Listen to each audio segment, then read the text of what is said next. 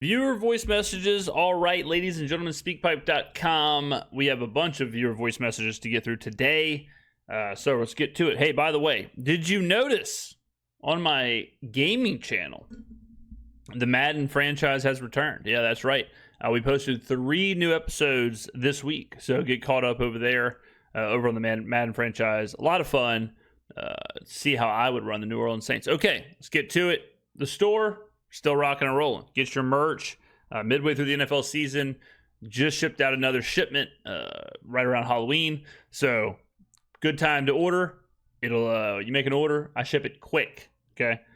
All right, ladies and gentlemen, let's jump right into it. Shuck and Duck is the first message. By the way, these messages are from after the Rams game. Okay, so either the day of the Rams game or after the Rams game, we were caught up going into that game. So all of this is either directly after the Rams game or since then. Here we go. Shuck and Duck. Hola, ¿qué pasa, Mufasa? ¿Cómo estás? Hey, how's it going, James? Appreciate the content once again. I just wanted to nickname Hot intro. this one Shuck and Duck after the Houston Oilers way back in the day. They had the run and shoot. A lot of coaches would nickname it the Chuck and Duck. So, anyways, this is about Tyler Shuck. And of course, the Saints lost 34-10. I predicted 40-6, so it wasn't as bad, but still, what was bad was this defense Yeah. could not stop a nosebleed.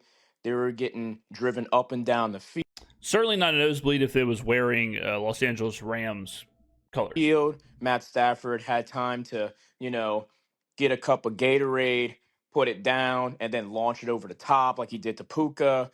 He was able to hit Devontae. He went off. And then when you go to the offense, and I look at Tyler Shuck, and this is based off of Boot Crew Media's Instagram post. I saw this after the game and I commented on it. And even though I am a Rattler supporter, I wasn't going to give Shuck all the blame for this game no matter what happened. It is his first start. He's a rookie, even though he's older than Rattler. That's kind of funny. LOL. Same thing with LOL, that his first career touchdown pass went to Jawan and he held on to the ball. So I will give him that. Like, he did get his first touchdown pass. Awesome. Good for him. For all this game, whatever, I gave him a C. Just a bunch of meh, It's about right. C's about right. I mean, it's the same story. There were some ups, there were some downs. A lot of his team letting him down.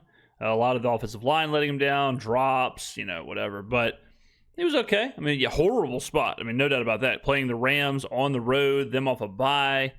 Yeah, like 100%. But, yeah, I thought given the situation, he was okay. He had some nice throws, like the one to Olave, the one to Johnson for the touchdown.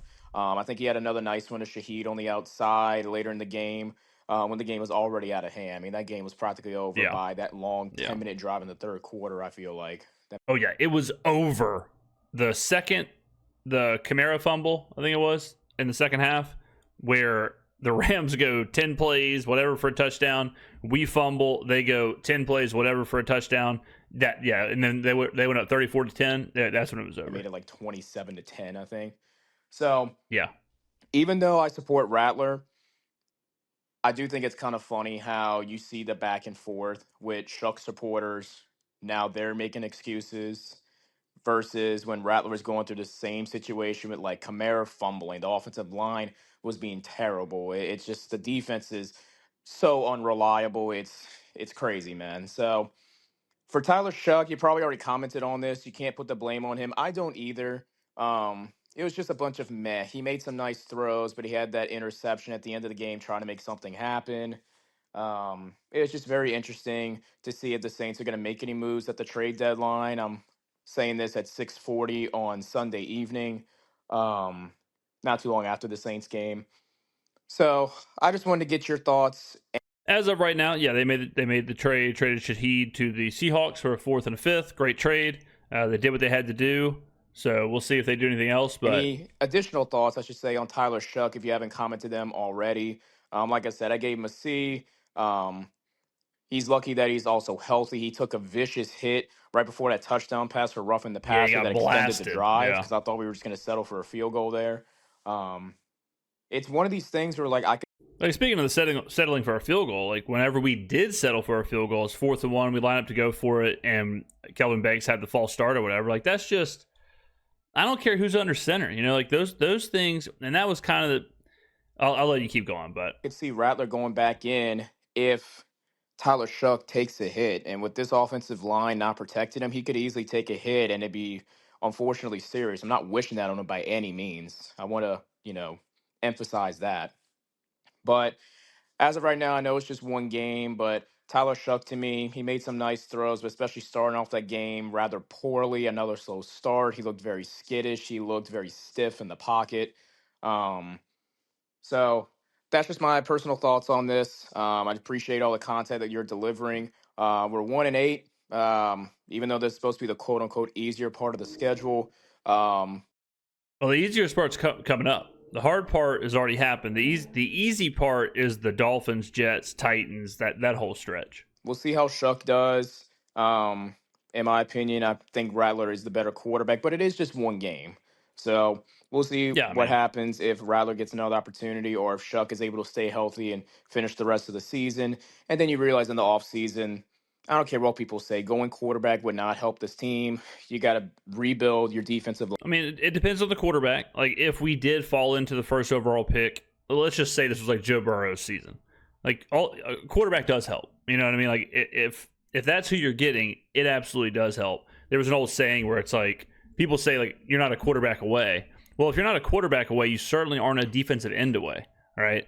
It's like, that's one of those things that's just thrown out there, but really, you just take the best player available. If it is a quarterback, it's a quarterback. If it's a wide receiver, fine. If it's a running back, fine. If it's a edge, fine. If it's whatever, like, you just got to have good players. So, are we a quarterback away? No, really nothing away. But when you have a chance in the NFL to take a really, really good quarterback, you do. Now, you don't want to force it, right? You don't want to say, well, we need a quarterback, so we have to take one. That's how you end up with Zach Wilson, right? That's how you end up with Trey Lance. On your offensive line, you need a receiver. You probably also need to go tight end and cornerback. So I know it's kind of long. It's a little over 4 minutes now, and I'm going to keep it at that. So gracias, and hasta luego. Unbelievable. Nice call. Good stuff, man. Way to kick us off.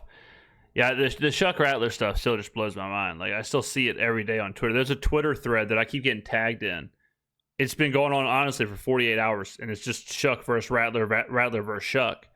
And it's like, guys, I mean, it's a fruitless endeavor to argue either way. All right, next up, Ronnie. What's up, James? The hell was that? Face of the franchise, best in the business. God, I love it. Yeah, true. I mean, that's just without being said, you are the best in the business, man. No one does it better. I'm from SoCal, so I'm okay, there you go. The Rams Saints games. I'm a diehard Saints fan. I buy YouTube TV because I want to watch the recordings whenever I'm not able to watch it at 10 a.m. in the morning while I'm at church. I come back and I rewatch the game and win or lose. Okay. What I have noticed in my analysis, if I may, facing the franchise, just give my opinion, I would give Kellen Moore this year, and I'm not grading him on a curve, I would give Kellen Moore a B- this year. The biggest thing that is increasing his grade, in my opinion, is the fact that he got a 5th-round QB in Spencer Rattler, who last year was not playing well. I know he didn't have his roster. I know he didn't have the full roster. But he did not play well last year. And this year, Kellen Moore got a 5th-round QB who he did not draft to play like a legitimate starter in the NFL. I mean, you're not off base. It's like, I know last year I gave Clint Kubiak a ton of credit because of how much he increased Alvin Kamara's efficiency in running. I mean, the year before, they were terrible running the football. And then all of a sudden, Kubiak has Kamara ready for his first 1,000-yard season until Kamara gets hurt, right? So you could say the same about Kellen, where you don't know how much he elevated Rattler and all of that. And even though the results weren't there, yeah, I think there is a little bit of a tip of the cap for sure. I think you said B-. I think B might be a little high right now for Kellen. I think he's probably in that C world just as far as play calling and all that stuff. I mean, you can't argue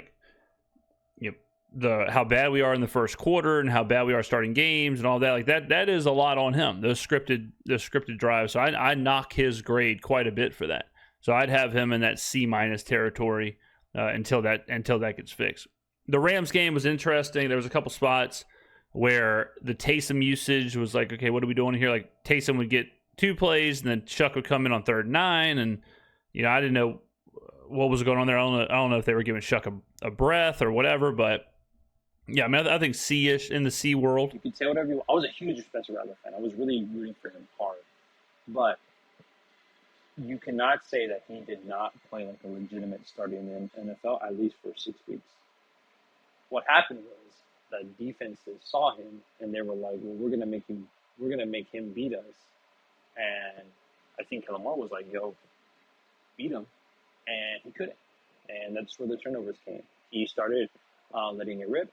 He started spinning the pill, and he just turned it over. So, if that's your ceiling, my friend, then it's time to move on and develop another rookie quarterback, especially since we now have the number 1 pick overall. It's time to start developing. Yeah. But that's Kellen Moore. The negative part of his coaching tenure is currently his red zone offense is not very good. Well, I mean, currently the offense isn't very good. Like the red zone offense isn't good, sure, but the regular offense isn't good. We can't even really get to the red zone. I was just having this conversation this week where someone said, it's hard to grade the Saints because they're always down 3 scores. And it's like, look, that's just the base offense. Like we're always down 3. If you're always down 3 scores, that's just your foundational offense. Kind of the same with the red zone thing where very rarely do you have a horrible offense who's really good in the red zone. Like you can have good offenses who are bad in the red zone, but we're not good anywhere on the field, much less the red zone. So I think it's more of a product of just a bad offense and less of just the red zone stuff. Now, then you have to ask yourself, is that, what's adding to that? Is it the personnel? Is it the scheme? Is it the system? Is it the play calling? Is it a little bit of everything? How much of a percentage is everything? Because some of that's going to fall on Moore for sure. His play calling situationally has been weird. His play calling has been really good. He's been putting people in position to make plays. They just haven't made plays, and I'll get to that in a little bit. Yeah, I think sometimes you see the plays and you can see the play develop. You see everything's fine, but then like either a mistake from the line or the receiver or whatever, and then the play is just completely self-implodes. So it's like, well, he had him. Like he dialed it up. It's just the execution side of things. But his situational play calling has been weird. I just don't understand it a lot of times. But maybe with the roster that he's able to assemble a little bit more, it'll start making more sense. So speaking of this roster, okay, Spencer Rattler was playing very well, making the right play, not turning the ball over. But the problem was that these playmakers that he was throwing to, the reason why he had to air it out is because these playmakers weren't making plays. For example, okay, Rashid Shaheed is a deep threat. He's awesome for what he does, but I'm not relying on Rashid Shaheed to have a great year for us to be successful. Yeah. Chris Olave I love Chris Olave. He's a really good player. I really think he has a lot of potential. But Chris Olave would be great on like the Buffalo Bills or like the Kansas City Chiefs or like even the Commanders, because he has another pass catching threat. Yeah, I think Olave. I agree. I think Olave is good.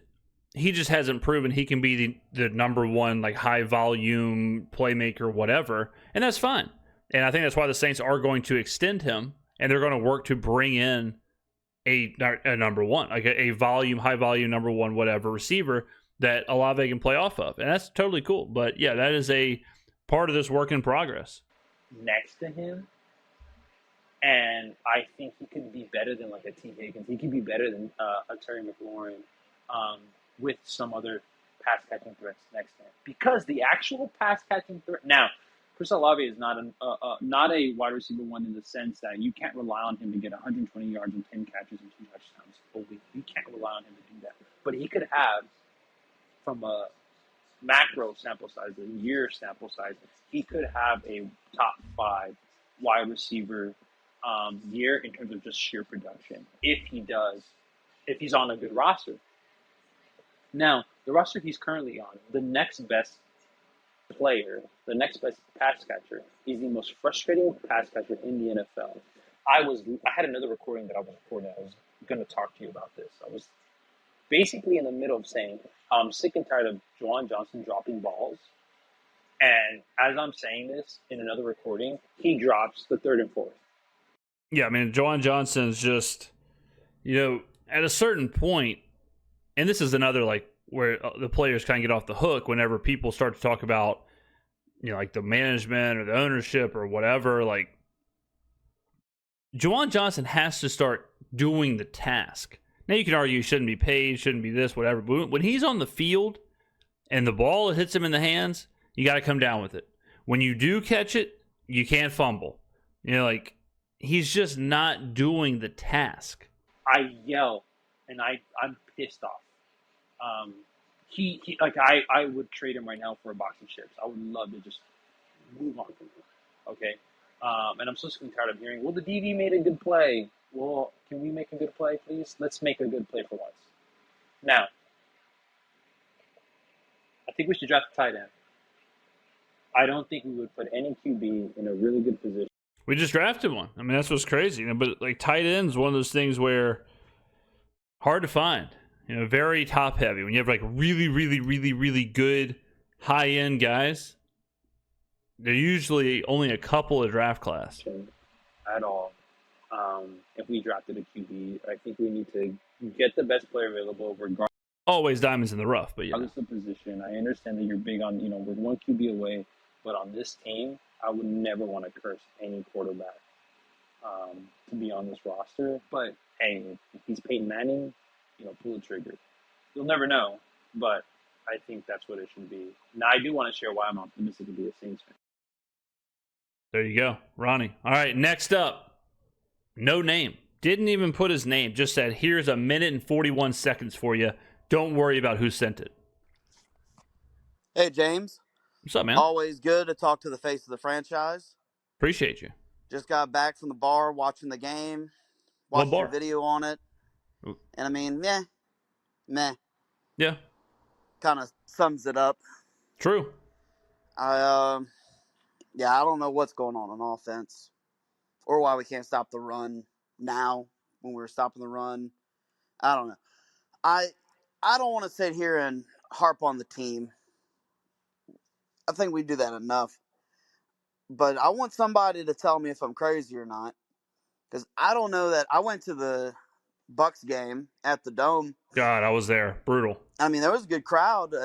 But in the Dome, I don't know if I've felt that energy that we normally bring.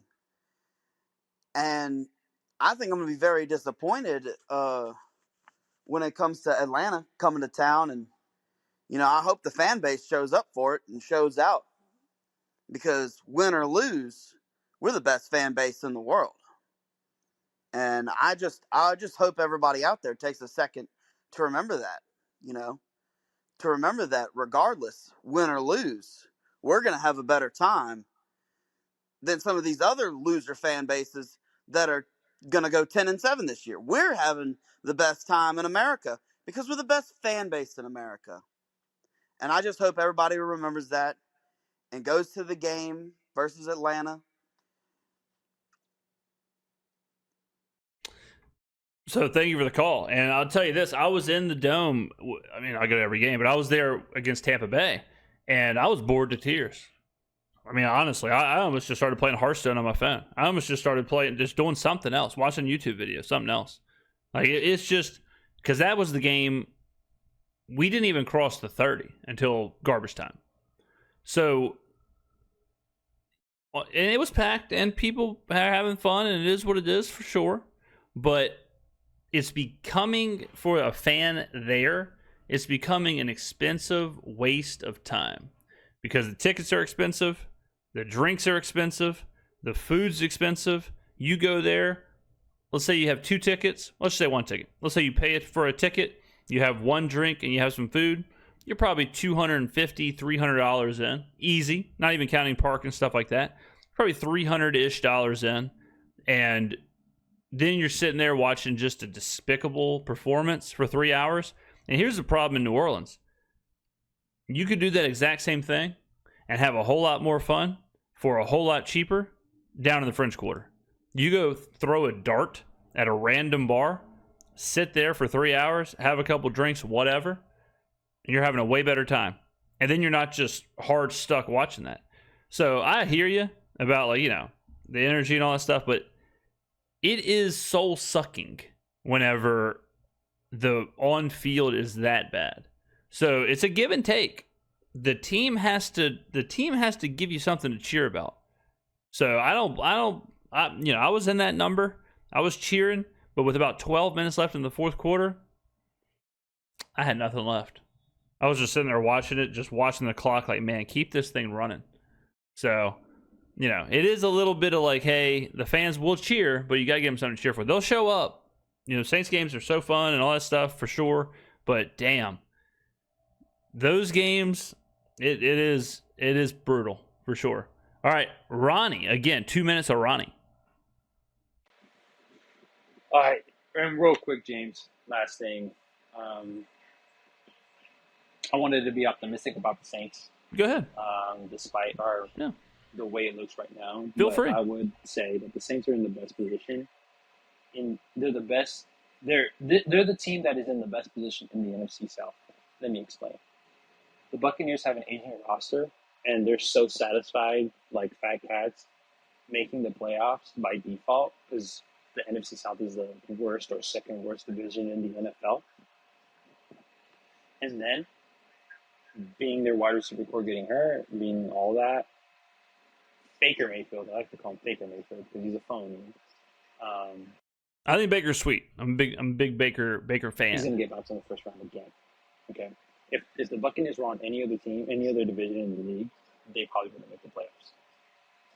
Now, you have the Panthers. Maybe they make the playoffs within the next 3 years, 4 years. If they win the division or it's a wild card. That's going to be the Super Bowl. Okay, when they do make the playoffs or if they do make the playoffs, that will be the Super Bowl. Atlanta literally has first-round QB, first-round wide receiver, first-round running back, first-round tight end, a new coaching staff, and they still can't make the freaking playoffs.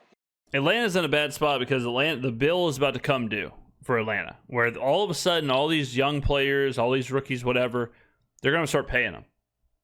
And usually you win before that. It's very difficult to pay everybody and then win. See the Seahawks, see the Rams with Todd Gurley. Happens all the time. The Saints aren't necessarily in a great position in the NFC South specifically, but they are in a good position for what they want to do because the Saints want to kind of take their lumps now. They want to get cheaper, younger, whatever, and they can. They don't have like a $250 million quarterback holding them down. They don't have any of that holding them down. They can lean right into it. Like the Dolphins, for example. If the Dolphins want to rebuild, they got to figure out Tyreek Hill, Tua, Jalen Waddle, Mike McDaniel, the GM just left. So they got a lot to do. They got a lot of hirings to do, a lot of roster stuff.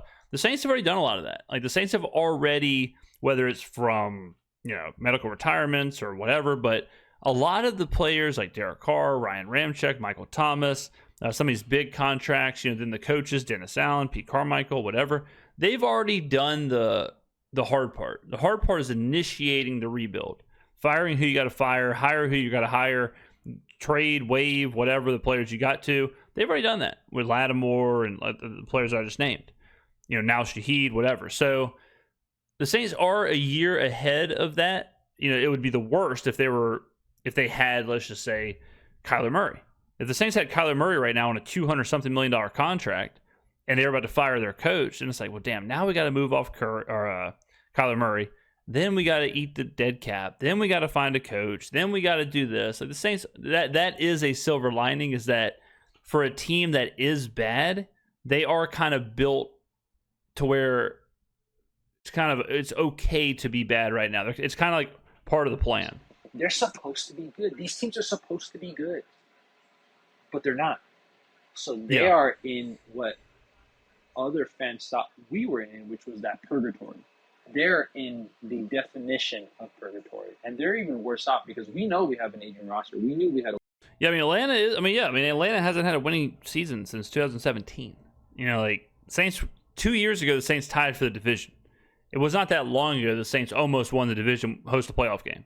Atlanta hasn't had a winning season since 2017. And all those first round picks, whatever, and they still just can't seem to get it right. They got an aging rookie quarterback. They got Kirk Cousins on a $50 million backup deal. So they got a lame duck head coach. A lot of questions there for sure. Win now type roster. They're not. They're supposed to be a roster of the future. Bryce Young's supposed to be the quarterback of the future. All these dudes, Penix and Drake London and Bijan. Bijan's a dog though. They're supposed to be the team of the future. They're not going to be there. Okay, we are in a prime position to rebuild in the draft and to come up big within the next 1 to 2 years. Kellen Moore is going to be the best coach in the NFC South in the next 3 years. Watch. Who dat, bro? We are going to be back. Who dat? There you go, Ronnie. All right. I like the optimism. Look, the whole deal, it's easy. The deal is you want to get younger, you want to get cheaper, you want to have more impactful players out of the draft, hit on the draft picks. That's all you got. You got to hit on the draft picks. All right, ladies and gentlemen, Mark is up next. Hey, James, how's it going? I'm a What's up, big Mark? fan. I love the channel. Thank you. There's two main things I wanted to bring up. Go ahead. The first thing is that I'm kind of worried about the whole Kellen Moore situation, because as we lose more games, people are going to criticize Kellen more and more. And I just think that's like, it's really not good, because obviously Clint Kubiak is doing really good in Seattle this year. And he did not do very good with us. And so you could argue, maybe we shouldn't have let Kubiak go. Kubiak's a good example, though, where, last year it was a horrible Saints season, right? Horrible. And even on this channel, we were talking about, I thought Kubiak was doing a good job. And I thought, especially in the running game. But if you just look at the record, or you just look at the Denver game, the Tampa Bay game, the Chargers game, just like a game individual, like an individual 4 quarters, you're watching that and you're like, this is horrible. This is terrible. Like Kubiak, whatever, just get him out of here. Pete Carmichael. I remember last year people were telling me Kubiak is the same as Pete Carmichael or worse. And I said, it's not even comparable. Like, number one, we're running the ball better. Number two, our drives are better. The play calling's better. But Kubiak had all the injuries, whatever. And now, not even a year later, Kubiak is supposed to be the next big time head coach, and Kellen Moore sucks and all this other stuff. So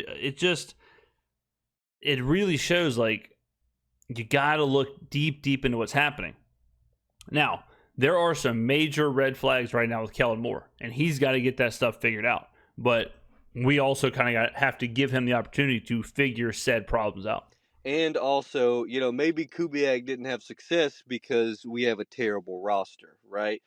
Well, he didn't even have a roster. I mean, he had so many injuries. He was working with, Rattler as a rookie. He was working with Dante Pettis, MVS. He was working with Jordan Mims as the starting running back, Clyde Edwards-Helaire as the starting running back. So, yeah, I mean, it's easy to see it now, but people weren't really seeing that during the games because for whatever reason. And so I'm kind of slow to criticize Kellen Moore really hard, because I feel like, look at Clint Kubiak. Look at what he did with our roster. It wasn't much. You know what I mean? Yeah. Although, we are going to have to start criticizing him a little bit. But I'd like to know what you think about that specifically, because, I mean, that's a tough situation. It's like, is it Moore? Is it the roster? You know what I mean? So. Well, the good news is, and this is the honest truth, is that you don't have to make a decision. You don't have to make that decision on week 9, week 8, week 7, week 10, week 11, whatever. And I think people get stuck trying to figure that out. Like, is it Moore? Is it the roster? Is it this? Is it that? This is the exploratory phase. And honestly, next year is too. So this year, next year, going into 2027, you take a look around, you see all right, is it the roster? Is it Moore? Is it the play calling? What do we do well? What do we do bad? Whatever. And then you can start to have the conversation of, okay, is Kellen Moore working? Is this system working? Is whatever working? Right now, you can't have the conversation yet. You got to at least let Kellen get in some of his guys. You got to let Kellen at least get a draft class in, before we start to say okay, well, he had 10 months. That's all I needed to see. At least let him bring in some people and make some more maneuvers. And then the second thing I wanted to bring up is the Tyler Shuck situation. All right. I think this is a bad situation because I think Rattler and Shuck are both mid-tier quarterbacks. I think they're basically the same thing. Yeah, I can I see would that. criticize more on that. I think that was a wasted pick, honestly, because I think that Rattler, who is younger, right, has the same upside as Shuck, right? I think we're clearly seeing that now, that neither one of them can succeed with our terrible roster. I think if you put either one of them on a decent roster, if we had a good roster, we could really see what they have, but we don't, right? I mean, kind of the same situation where it's like the good news is we don't need to determine if it was a wasted pick just yet. We can wait. You know, like we can wait and see how it all plays out before we determine is this a wasted pick or not. You know, but all that's kind of up in the air. I thought Shuck was okay against the Rams, good enough to where I'm excited to see him play against Carolina. I think that's the trouble we have right now is both quarterbacks we don't have a good team to really see how good they are, right? Like, obviously, if you put Tyler Shuck or Spencer Rattler on the Minnesota Vikings offense, that's a little bit different. And so that's a problem because obviously in the upcoming draft, it's going to be a weak quarterback class. So we're stuck in a situation in which we essentially wasted a second-round pick. Well, in that, if you're laying it out like that, then it's actually kind of good because we don't have to take a quarterback if it's a weak class. We've got two quarterbacks who are serviceable and could be even better with a better roster around them. So then you can deploy capital in the draft to build out that roster around them. And then over time, over a year, 2 years, then as the roster gets better, you can kind of see like, okay, well, now the roster's a little bit better or the quarterback's playing better. You know, you can kind of evaluate everything on the same timeline. You know, on a quarterback who is at the same tier as the dude who we already had in the house. And so it's like, what do we do now? Do we run with Shuck or Rattler? Do they just battle it out next year again? Maybe we draft a dude in the later rounds, accumulate picks. It just doesn't feel like a good situation because we have a bad roster. And obviously everybody's very finicky and jumpy about like quarterback play, even if you have a terrible roster. But anyway, I'd like to know what you think about both of those things. Love the show. Appreciate it, man. Great call, Mark. Yeah, great call. No, I mean, I think as of right now, and there could be a lot of stuff that changes this. Like if a quarterback just all of a sudden explodes in college and you got to have, he's a can't miss guy, right? But as it sits right now, I think you roll with Shuck or Rattler next year, unless you can bring in a cheap other option like Mac Jones or something. You stockpile the roster with talent. You are not stockpile, but you try and get as much talent as possible. Just draft well. Make sure you're hitting your picks. I like the last draft class. Replicate that. Guys who played a lot in college prove they can do it. Immediate impact guys, not developmental guys.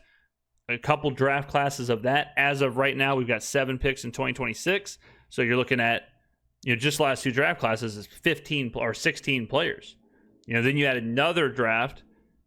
I mean, that's half the roster. You're bringing in your guys, young guys on rookie contracts. So it's just a long build. But the answer, like trying to find the answer of is Kellen Moore the guy, is Tyler Shuck the guy, is Spencer Rattler the guy, it's just impossible to find in 10 games. It really is. All right, good call though, Mark. James Y. That's James the letter Y, not a question of James comma Y. You're up next. What's going on, James? Love the channel. What's up, You're man? the GOAT, face of the franchise. Love the content, brother. Keep up the really good work. I will No be problem. here to watch. Thank Just you. wanted to talk about this team overall. Had a couple takes of this, and I realized it's really just overall. We need more players. You say it all the time. We need better players, younger players. Yeah. We need to kind of move off of some of this old guard. Like this year, I love Kamara, but if he shows us nothing for the rest of his tenure of this year, we really have to seriously consider where he fits on this team. And I'm not saying release him and cut him, but maybe we confront him about some restructures. Maybe he takes. I mean, I think everyone, every position, every player, every whatever is going to be evaluated, and those conversations absolutely have to happen. Whether it's a restructure, whether it's a release, whether it's a trade, whether it's, just benching or whatever it is. Absolutely, everything has to be on the table, for sure. Takes a hometown discount because some of what we're seeing isn't even on the offensive line either. I mean, some of it is the vision, and I get it. Maybe it's just like the blocks aren't there, or sometimes they're thinking they see something and it's not there. Like, a lot happens in that split second on the football field, but we're talking about someone who was elite vision. Like, he never had the carries and the rushing yards that some of these other backs did, but everyone who watched Kamara in his prime knows, like, he was very much that upper echelon type of player. He just needed the ball in his hand to show it, and now it's like we've kind of resorted him to a bell cow, take the handoff, run up the gut. Like, we're kind of it's sometimes where I'm seeing these design Camaro runs, and I'm thinking, like, this is akin to Pete Carmichael at times. And I hate bringing out Pistol Pete's Skeet Pete's name out right now because we're so far removed from that. But I can't help but feel like get those flashes sometimes. I'm gonna be real with you. It's just watching him, because we all know at this point it's years of sample size. One thing I'll say with Carmichael that is worth remembering is that what we saw with Pete was 13 years in. Carmichael was the OC for well over a decade, and that's what he was delivering his last couple of years here. So he was. It's just a different situation. I understand what you're saying, but Kellen. We know Kellen can call plays. We know that. He has done it, whether it was Dallas, Chargers, the Eagles, to a varying level of success. I mean, even like the Dallas teams were good offenses. Eagles obviously won a Super Bowl, whatever. The Easton Stick was Easton Stick and with the Chargers. But we know he can do that. Like, we know he can call the plays. So the question is right now, what is the issue? Is the issue that he's got too much on his plate and he needs to divvy up some stuff, delegate some stuff so he can focus on whatever? Is the issue the personnel? It's not fitting his system, not fitting his scheme, and he needs to get his players in here? I don't know. But he'll get time to figure it out, and we'll get the answer. Kamara is not a hand on the ball, run up the gut type of back. He never has been, and he never will be. He's declining. That's my favorite Saints player currently, but at the same time, he is very much declining. We're not talking like DeMario Davis, where there's been a slight step back, but he's still playing at an elite level. Like, he's not doing top 20 running back stats. Yeah, at this no. point. Yeah. Maybe even top 25. I haven't checked. I mean, honestly, yeah, there's some teams where it's like both backs are better. And so the number honestly may be out of the top, out of the top 40. I mean, it's been really, really bad. His stats specifically, but I can tell you it's nothing good. I mean, you watch the games every Sunday. We have no run game. None. And absolutely none. To segue off of that, Kellen Moore. We have no run game. We have to get creative. We have to start dialing up something that can supplement this terrible run game. Because if we can't get any type of short yardage consistently, no matter who's spinning the pill back there, they're going to get killed. Time after time, we can see our tackles hold up nicely, and with McCoy gone, we are going to be severely lacking up the middle. Oh, yeah. The quickest way to get pressure is where? Right up the middle. So we need to start maybe more RPO. I don't understand. We were supposed to be seeing this RPO and horizontal action, getting, quarterback-friendly offense, and it's like, yeah, it's quarterback-friendly for completions. We can't get any touchdowns off of this. We can't get people. We can't even get like Shaheed in space until like last week, 2 weeks ago. We can't even get Olave, just get him the ball and let him get 4 or 5 yards, because we're like, oh, stop route, fall to the ground. Stop route, fall to the ground. Second, it's an incompletion. Now we're at 3rd and 8. Now we're at 3rd and 7, and we don't have a player. We don't have a go-to play. We don't have an identity to fall back on when things do get tough. It's just all around. We're kind of just a bad. Yeah, our current identity is 3-and-out punt. I mean, that's the current consistent identity of this offense. Bad football team all around. That includes special teams too. Agreed. Because I know a lot of people won't talk about that because it's kind of an forgotten, unsung part about the game. But our special teams even suck. Horrible. And that's a product of not having great players, but also it's like there doesn't seem to be any emphasis on improving. I mean, arguably the worst part of our team is our kick return.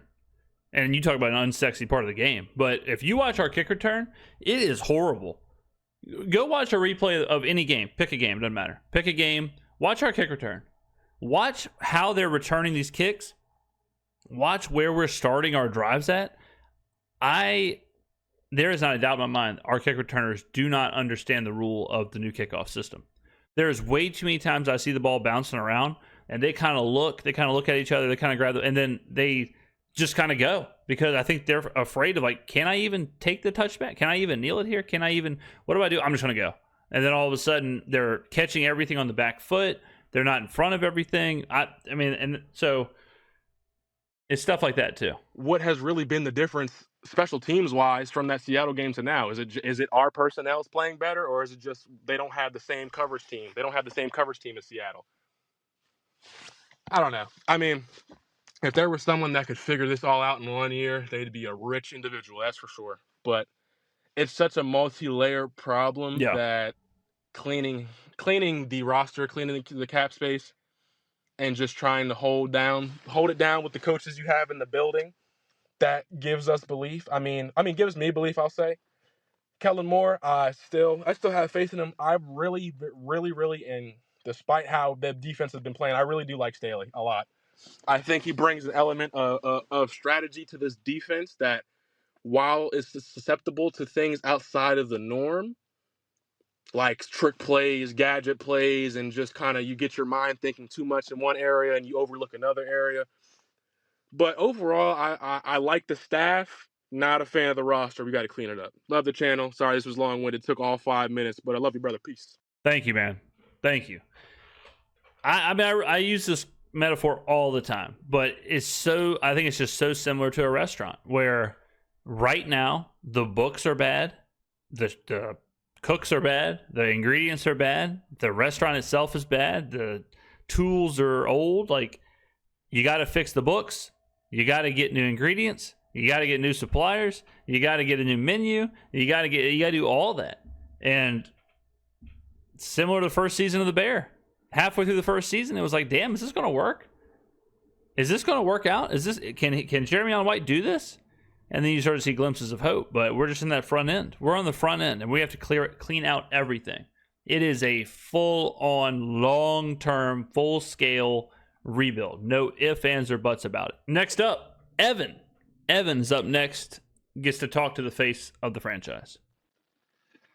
Hey, James, sending this Monday after the Saints-Rams game. Yeah. Rough thing to watch. Horrible. Knowing that this season was going to be sort of year zero for Kellen Moore and to rebuild and everything like that, it was still tough to wrap my mind around the offense. Yeah. Defensively, agreed. You can kind of see at points in the year, if we're playing an average unit, an average run game, average receivers, the defense looks pretty good.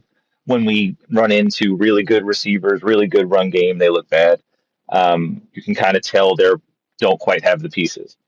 Offensively, it's harder to figure out what's happening. I agree with that. I agree that it is harder because offensively, not only is it horrible, but it's worse than it was at the beginning of the year. Like, at the beginning of the year, it's like, all right, we're moving the ball, but we're settling for field goals, and we're all right. I mean, it's just not a lot there, but at least we're moving the ball a little bit here and there. I mean, whatever. Now it's just like, holy God, 3 and out, 3 and out, 3 and out. Can't run, can't do this, can't do nothing. It's dramatically worse the last couple of games than it was the first couple of games. If this is how it looked at the beginning, then okay, whatever. The whole thing's just busted, broken. It is what it is. But this is somehow a worse version of a bad version that we saw earlier. When Clint Kubiak got here last year, you could see a different offense and what they were trying to do. And when they had the healthy roster, they did it pretty well. And as people got hurt, you could see they were still trying to do it, but then they just didn't have the pieces any longer. With this, I don't quite know Kellen Moore's offensive style. I followed him mostly when he was in Philadelphia last year, but that was a kind of a unique situation with a great offensive line, a unicorn at running back, and a unique quarterback. If you could give some insight as to what his offenses have been like at his previous stops, just to know like kind of what we should be looking for, because I can't quite tell, aside from just extremely conservative, what we're trying to accomplish. It's almost like in their offensive meetings, they're like, well, our offensive line can't run block, so we won't run. And they're not good at pass blocking, so get the ball out quickly. And with that, give me a game plan. And it's frustrating to watch, but I'm excited to get through this season, I guess. Appreciate your help. Have a good one. You know, Evan, I ask myself this quite a lot as well. And, you know, sometimes I'll just drive around and think about this. And I don't have a great answer. What I've come up with is that, all right, let me answer the first part of your question. So in Dallas, Kellen was on the forefront of pass greater than alligator mouth running. And he used what were normally running downs, and he threw on them. And which is like, I don't want to get into all the game theory here, but in a vacuum, passing is better than running. In a vacuum. It's not like if you start factoring in game state, the clock, like whatever, it changes things. But just one for one, a passing play is better on average than a running play. Kellen took that to the extreme early on in Dallas, and it was all passing. He never really ran. And then he kind of found a balance. And then in Philly, it became the other way. But Philly is unique. But it became like, okay, we're just going to run. We're just going to run for whatever, 250 yards a game every game. And yeah, like Philly with the tush push changes things too. It changes the math because then you don't have fourth and short. You don't have third and short. You just do the tush push and convert. So that it does change the downs a little bit. What I think is happening here is that Kellen wants to run the football. He wants to run, and he wants to play at a really fast pace. All right, we know those two things to be true. I don't think he can run. And what we also know to be true, he's also said, is that he is willing to pivot if something's not working. He's willing to move off of something. He's not going to go full Todd Bowles and just run to run. So what I think is happening is Kellen wants to run, and he tries to run early. But we can't run. So then we get stuck in 3rd and 9, 3rd and 10, 3rd and 8, don't convert, and then we're punting and going 3 and out. And then he says, all right, well, F this.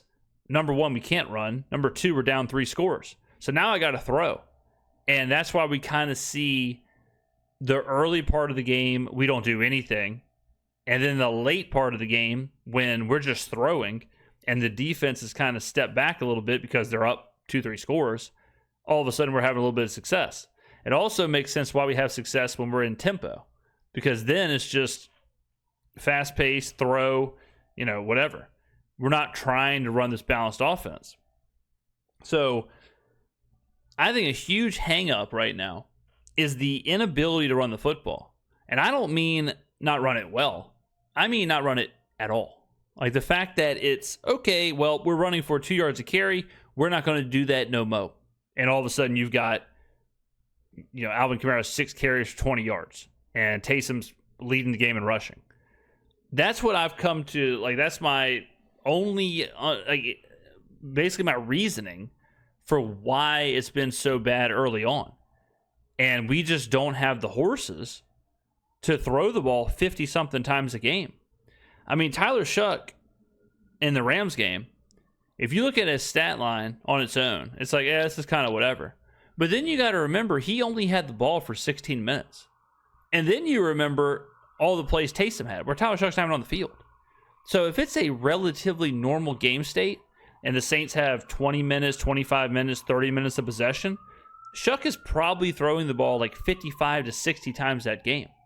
That could have easily been extrapolated as Tyler Shuck goes 41 for 57 for 420. Like, it could have been just nuts. And I think that's where we're at now. Because we saw that with Rattler. We've seen Rattler top 50 pass attempts a few times. That ain't where we want to be. Or maybe a time. But that's not where we want to be. Right? Similar to if you watch my college football dynasty with Kent State. If I have to throw and I can't run the football and I've got to drop back and throw 40 times a game, I'm probably going to lose because I got a bunch of 60 overall players out there who can't catch, can't throw, can't run, can't do anything. I'm way better off if I can kill the game, own the clock, keep the other team off the field. If I can run the ball, I'm all right. But the second that goes away and it's just 7-on-7 and you got the worst team, you're in a horrible spot. Horrible spot. So I think that's the problem right now. The problem is the Saints are allowing the other team to dictate the pace. They're allowing the other team to dictate the entire game, and the Saints are having to just throw the ball. So, but I don't know. But we'll see. But yeah, I mean, it's bad. It is bad. All right, last call for this video, and then we're going to do the rest in a part 2. I don't want to make this a 2-hour-long video. So Brent Powell is the main event for this video. What's up, James? What's up, man? Listening for around 3 years now. Nice. Channel's great, man. Face of the Thank franchise. Thank you. Been showing all my friends the channel who are Saints fans. There you go. We all enjoy somebody who drops some good ball knowledge and That's not what it's just all about. Pause. hot takes all the time. And yeah, the national media, they don't ever talk about the Saints, and when they do, they think Taysom Hill's retired or Jameis Winston's still on the team. So it's nice to have somebody who's out there breaking down all the games for us and appreciate you going listening in depth. So I appreciate it. And appreciate my question or my take is all about Kellen Moore. And because right now we're seeing, a lot of people on Twitter saying, is Kellen Moore really the guy? Is he in over his head? Is he ready to be a head coach in the NFL? And I just wanted to, think about the offseason and kind of what the plan was going in. Because, he comes in as an outsider, takes a job, and he sits down and he looks at the roster and he sees, Fuaga, right tackle, can run block really well. Cesar Ruiz, veteran guard. Eric McCoy, all, Pro Bowl center. Trevor Penning, a run blocking tackle who might be able to be a guard. And then we look at the running backs. We have Alvin Kamara coming off, his best rushing season of his career with 950 rushing yards. Kendre Miller, a young rusher. And then you have Juwan Johnson, who is at that time a serviceable tight end. And you have Foster Moreau as well and Taysom Hill, guys who can run block, run the ball with Taysom. So, and then the defense. Well, hold on. And what else? Derek Carr. Now, you don't know the injury, you don't know the situation exactly, but he's on the roster. People forget about that. People forget how tumultuous this has been, where Kellen Kellen took the job with Derek Carr on the roster. And maybe he knew how it would all play out. I don't know. I'm not privy to those conversations, but yeah, I mean, it's a very different situation for sure than what was at the beginning of this whole thing. You have, you have some pieces there. And if you look at his offseason moves, he signs Justin Reed, signs Julian Blackmon, signs Devon Godshaw, extends Chase Young. So, it really seemed like he was putting some pieces together, to have a pretty formidable defense. Hires Brandon Staley, a good defensive coach. And then when you look at the draft, you have Kelvin Banks. You want him to be your franchise left tackle. You have Tyler Shuck, who specialized at Louisville at running that RPO system. Had a good 40 time with that 4.6. Good arm. And then you have Vernon Broughton, Jonas Sanker, Quincy Riley, Danny Stutzman, and Devin Neal. That's who all you draft. Fadil Diggs. So that's a bunch of defensive guys, good, high production defensive guys. Banks, a left tackle, help you run the ball. Tyler Shuck, guy who can run the RPO, get the ball out quick. And then Devin Neal, a high production running back. So it seemed like the plan going in was we're going to run the ball, we're going to get the ball out fast, and we're going to play that bend, don't break defense that Brandon Staley's known for, and supplement all these young depth pieces with some good veteran players. So if you looked at it on paper in the offseason, it did seem like the best route to be successful as this rebuilding Saints roster. And then, well, here's part of the problem too. So, when we were doing the preseason stuff and trying to forecast how this would all play out, very similar to what you're saying. And on paper, it all looked fine. But let's just take the defense.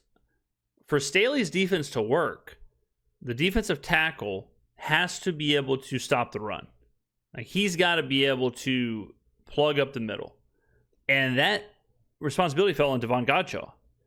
And it's like, well, what if he can't do it?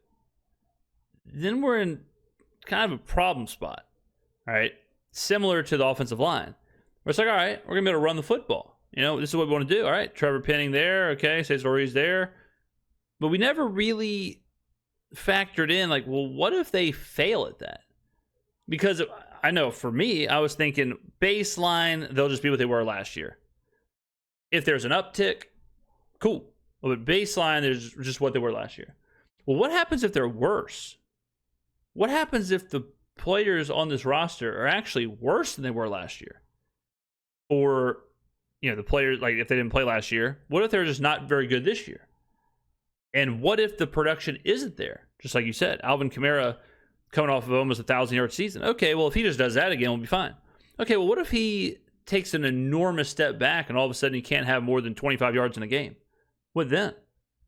And we're seeing that right now. We're seeing the what then is what's now come to fruition. What happens if these players cannot do the task? What happens in the offseason again? Well, maybe Kool-Aid will take a step and this. Okay, well, what if they just can't do it? What if they just get burned nonstop? Anytime they're in man, they're giving up touchdowns. What if we can't stop the run? What if we can't run the football? What if we can't even execute the running plays? Then what? I think it was a good plan, but we've obviously seen that it hasn't worked out that way. Like the offensive line. So we watched the Check the Mic with Steve and Sam all the time on this channel. Before the season, they were in agreement with me that the offensive line could be a strength because Eric McCoy, if Kelvin Banks is really good, if Fuaga takes a step, and then if Penning and Ruse are just serviceable. We're 10 weeks in, but this offensive line, especially in the run game, is not only not serviceable, it's downright bad. It's downright like throwing games, which was never part of the equation.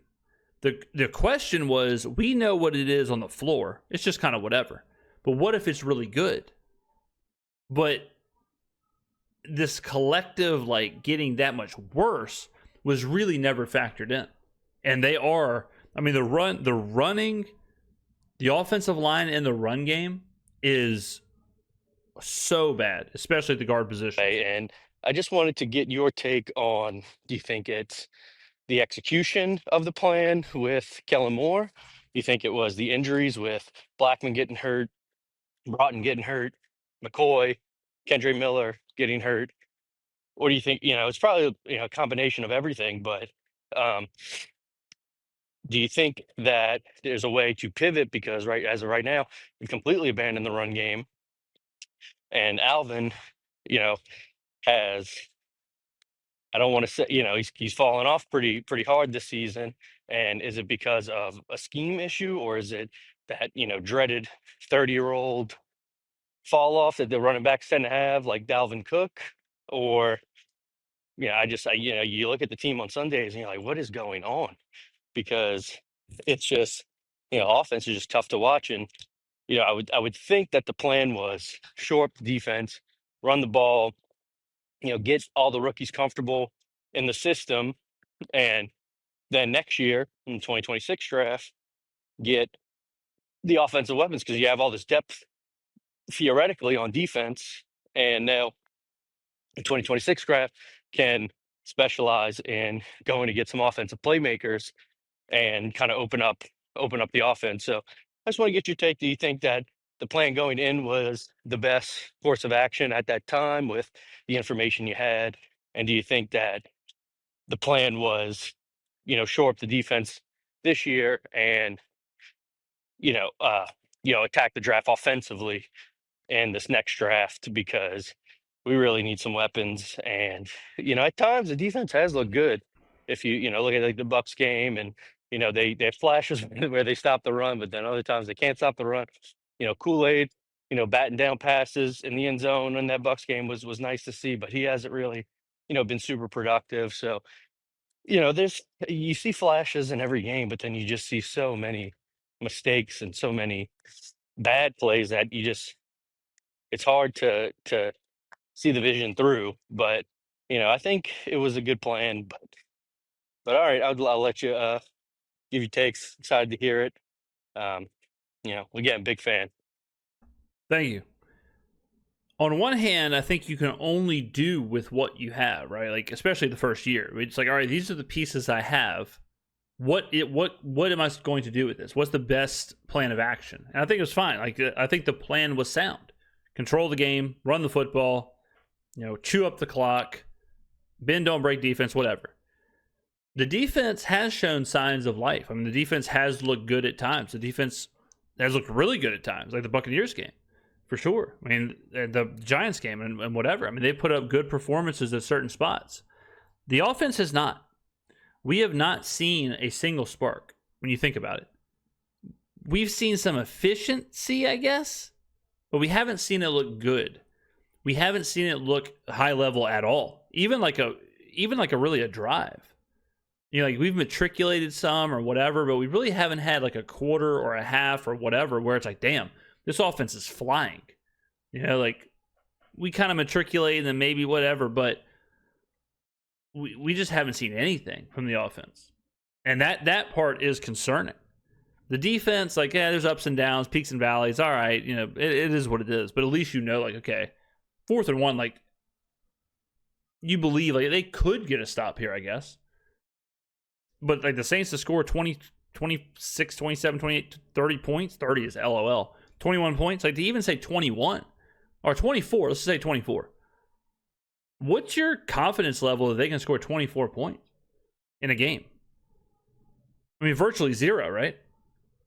It's like, how could I possibly have any confidence that they could do that? The defense has shown me in moments and halves and quarters, maybe even whole games, they can be really good. And they do lack talent, certainly at certain like key positions, where some players that aren't like superstar players are being asked to do stuff kind of above their level. But offensively, I mean, good God, there hasn't been anything good. There hasn't been any peaks. It's all valleys offensively, and that's got to change.